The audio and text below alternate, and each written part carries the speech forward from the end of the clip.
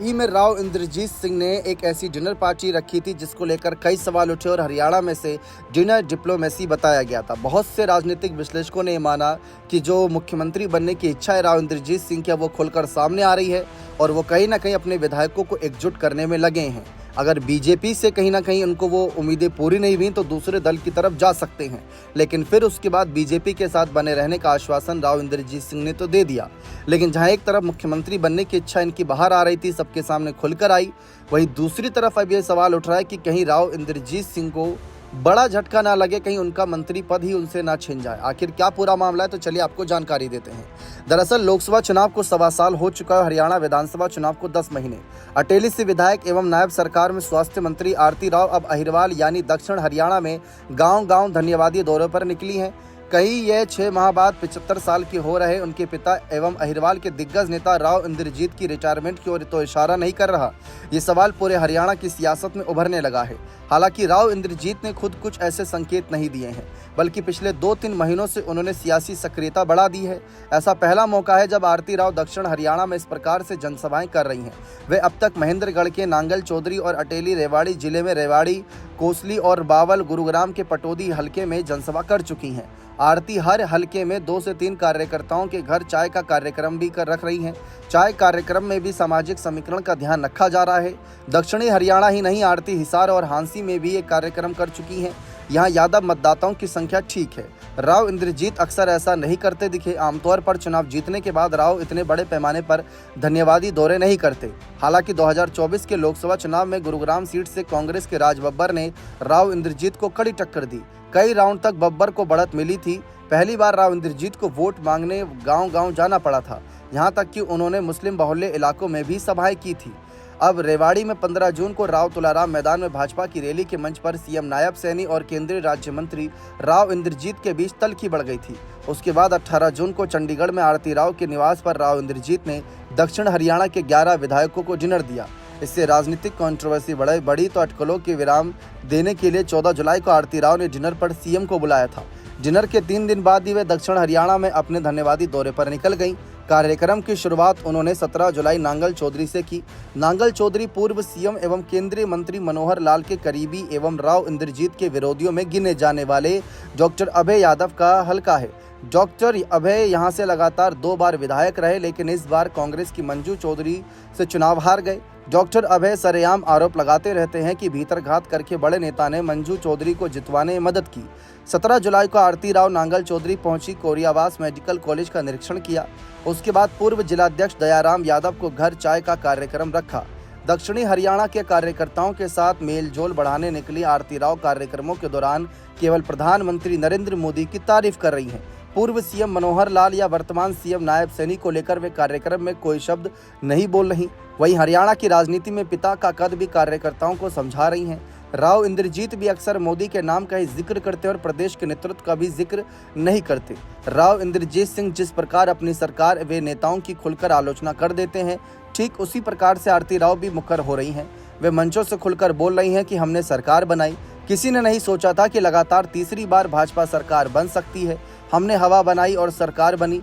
Way message दे रही हैं कि वे भी पिता के अंदाज में ही राजनीति करेंगी। राव इंद्रजीत सिंह के कार्यकर्ताओं को आरती राव को समझा रही हैं कि काम के लिए कहीं और परेशान होने की जरूरत नहीं, वे हर कार्यकर्ता का काम करवाएंगी। रामपुर हाउस यानी राव का पैतृक आवास या उनके चंडीगढ़ कार्यालय में अपनी समस्या लेकर आ सकते हैं। सभी का समाधान करवाया जाएगा, चिंता करने की कोई ज़रूरत नहीं।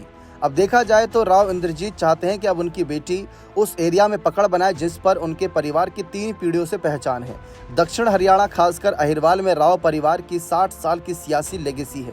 दूसरा, राव इंद्रजीत सीएम बनने का सपना पूरे करने में सफल नहीं हो सके। वो चाहते हैं कि इसे आरती पूरा करे। वो साल 2014 के विधानसभा चुनाव से ही आरती की सियासी लॉन्चिंग की प्लानिंग कर रहे थे, लेकिन एक परिवार एक टिकट के भाजपाई फॉर्मूले से दिक्कत आई।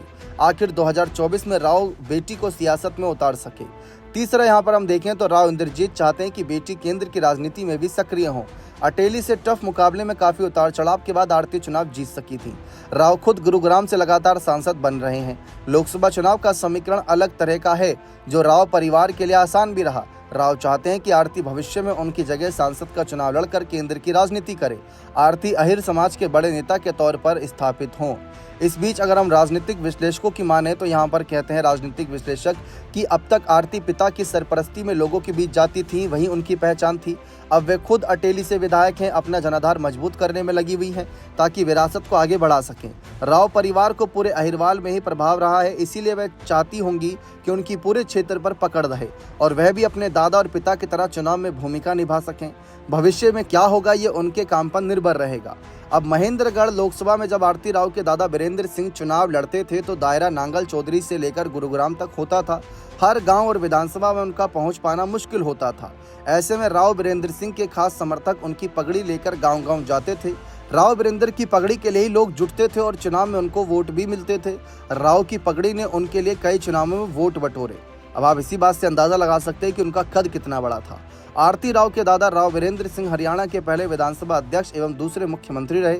हरियाणा विधानसभा का पहला चुनाव मार्च 1967 में हुआ था। वीरेंद्र सिंह कांग्रेस के टिकट पर पटौदी विधायक बने। चुनाव के तुरंत बाद उन्होंने विशाल हरियाणा पार्टी बनाई। 24 मार्च 1967 को मुख्यमंत्री बने, लेकिन 1967 में विधानसभा नवंबर में ही भंग कर दी गई। राव वीरेंद्र सिंह के बड़े बेटे राव इंद्रजीत सिंह के अलावा छोटे बेटे राव अजीत सिंह का परिवार भी राजनीति में सक्रिय है। राव अजीत सिंह के बड़े बेटे राव अर्जुन कांग्रेस की टिकट पर अटेली से 2019 का विधानसभा चुनाव लड़े थे, लेकिन अब उनका देहांत हो चुका है। राव अजीत सिंह की पत्नी रामपुर गांव की सरपंच रहीं। अब छोटा बेटा अभिजीत सिंह कांग्रेस से सक्रिय है, हालांकि अभी तक कोई चुनाव नहीं लड़ा। राव वीरेंद्र के सबसे छोटे बेटे राव यादवेंद्र कांग्रेस की टिकट पर कोसली से 2 बार विधायक रह चुके हैं। वर्तमान में भी कांग्रेस की राजनीति कर रहे हैं और हुडा खेमे से गिने जाते हैं। कोसली से 2024 में टिकट मांग रहे थे, लेकिन उनकी जगह जगदीश यादव को टिकट दिया गया। राव यादवेंद्र के परिवार से दूसरा कोई सदस्य राजनीति में सक्रिय नहीं है। इस बीच अहिरवाल में राव परिवार को सियासी चुनौती देने वालों में 2 बड़े नामों की गिनती होती है। कांग्रेस के कैप्टन अजय यादव, जो रेवाड़ी से 6 बार विधायक व मंत्री रहे। 67 साल के हो चुके कैप्टन पिछली बार कांग्रेस से राव इंद्रजीत के सामने गुरुग्राम से लोकसभा का टिकट मांग रहे थे, हालांकि कांग्रेस ने राज बब्बर को उतारा था। रेवाड़ी में अब कैप्टन के बेटे एवं बिहार के सीएम रहे लालू यादव के दामाद राव चिरंजीवी राजनीति कर रहे हैं। राव इंद्रजीत के धुर विरोधियों में दूसरा नाम राव नरबीर सिंह का आता है, जो बादशाहपुर से विधायक एवं नायब सरकार मंत्री हैं। राव नरबीर जब भी विधायक बने उन्हें मंत्री पद मिला है, हालांकि राव इंद्रजीत का सियासी कद उनसे बहुत बड़ा माना जाता है। 2014 के चुनाव में नरबीर बादशाहपुर से विधायक और मनोहर लाल की कैबिनेट में मंत्री बने। 2019 में राव नरबीर का टिकट कटा तो इसके पीछे राव इंद्रजीत को भी वजह माना गया। हालांकि पिछले कुछ समय से दोनों ही तरफ से आक्रामक बयानबाजी से परहेज किया जा रहा है। इसके अलावा अगर हम देखें तो भाजपा ने यहाँ राव इंद्रजीत के कद को टक्कर देने के लिए केंद्रीय मंत्री भूपेंद्र यादव को भी कई बार सक्रिय करने का प्रयास किया। अब इस बीच अगर हम देखें तो क्या प्रदेश में यहाँ पर बीजेपी 75 साल का फॉर्मूला अपनाएगी? तो ऐसे में रामविलास शर्मा भाजपा के प्रदेश अध्यक्ष, मंत्री और कई बार विधायक रहे। 75 साल शर्मा इसी साल 75 साल के हुए हैं। राम कुमार गौतम की बात करें, सफीदों से भाजपा विधायक राम कुमार गौतम अब 79 साल के हैं, तो ऐसे में उन पर भी गाज गिर सकती है। अनिल विज की बात करें तो 72 साल 4 महीने के हो चुके हैं। अनिल विज की पिछले विधानसभा चुनाव में उनके टिकट कटने की खूब चर्चा थी। लगातार तीसरी बार मंत्री बने, हालांकि अगले चुनाव तक वो 75 पार हो जाएंगे। ऐसी स्थिति में क्या होता है क्या नहीं, ये सवाल रहेगा। फिलहाल यही सवाल है कि राव इंद्रजीत सिंह जो मुख्यमंत्री बनने के सपने देख रहे थे, कहीं अब 75 साल के होते ही कहीं उनका टिकट ना कट जाए, ये भी माना जा रहा है। बहुत से लोग इस पर सवाल उठा रहे हैं, क्योंकि राव इंद्रजीत सिंह बहुत जल्द 75 साल को लेकर जिस तरीके से माहौल गरमाया हुआ है, वहाँ से माहौल बदलेगा। 11 फरवरी 2026 को 75 के हो जाएंगे और ऐसी स्थिति में मोहन भागवत की तरफ जो बयान दिया गया था वो भी काफ़ी बड़ा संकेत माना जा रहा है। बने रहें चैनल के साथ, बहुत बहुत शुक्रिया।